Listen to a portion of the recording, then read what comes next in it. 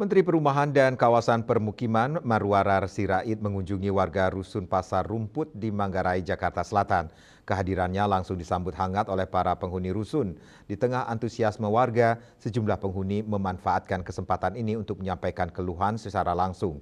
Salah satu warga mengadukan persoalan token listrik yang dinilai tidak sesuai dengan nominal pembelian.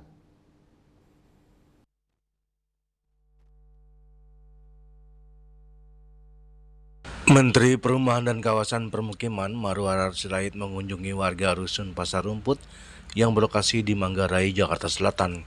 Di tengah antusiasme warga, sejumlah penghuni memanfaatkan kesempatan ini untuk menyampaikan keluhan secara langsung.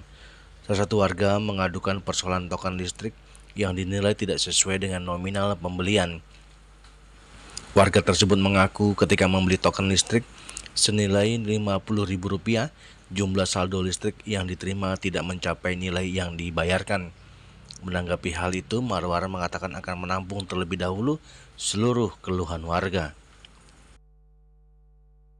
Kita memang sebagai yang mengurusin perumahan dan permukiman, kita jangan aja membangun dan renovasi rumah.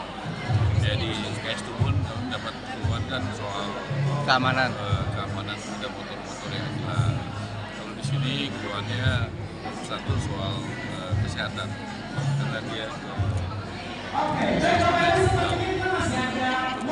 juga tadi soal tokennya listrik itu yang saya temukan. Tapi yang lain udah bagus, listrik bagus, air bagus, keamanan bagus, parkir bagus. Ya tentu nggak ada yang sempurna ya, kami harus jujur. Ya kita perbaiki lah ya dengan diskusi dengan sama rakyat. Jadi kita tahu masalah di lapangan seperti apa. Kalau kita nggak dengar kan kita nggak tahu.